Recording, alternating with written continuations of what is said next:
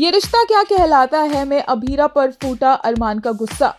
जैसा कि सभी जानते हैं, मकर संक्रांति आने वाली है। अभीरा पहुंचती है मंदिर में और वहां पर उसे कोई बताता है कि अगर उसे कोई मन्नत मांगनी है तो वो इस तरह से पेड़ पर पतंग बांध सकती है। अरमान भी वहां पर एक मन्नत मांगने के लिए ही पहुंचता है और अभीरा की प्रेयर्स में तो हमेशा अरमान का नाम होता है और अभीरा यही मांगती है कि अरमान जो मांगे, अरमान जो माँ के लिए अच्छा करना चाहे वो हो जाए। और अरमान भी वहां पर अभीरा से टकरा जाता है और दोनों एक दूसरे को देखकर काफी डिफरेंट एक्सप्रेशंस देते हैं। जहां अभीरा इमोशनल होती है, वहीं अरमान को अभीरा को देखते ही गुस्सा चढ़ जाता है।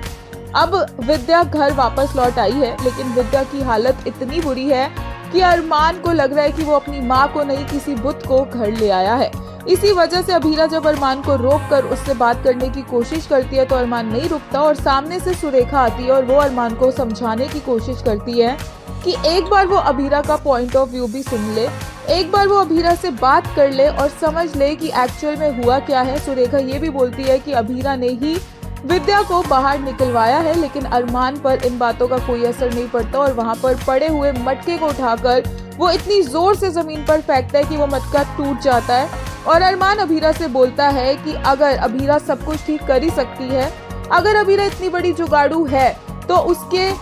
तोड़े हुए इस मटके को जोड़कर दिखाए। जैसे अभीरा इस मटके को नहीं जोड़ सकती है, वैसे ही अभीरा ने उसकी माँ का दिल तोड़ दिया है जो अब शायद कभी नहीं जुड़ेगा। अरमान अभीरा से कहता है कि अगर वो ये मटका जोड़ भी दे तो भी निशान रह जाएंगे और वैसे ही उनकी माँ के दिल में भी ऐसे निशान रह गए हैं, ऐसी बुरी मेमोरीज रह गई हैं जिन्हें वो चाहकर भी नहीं निकाल पाएंगी और इसीलिए वो इतनी ज्यादा डिफरेंट हो चुकी है।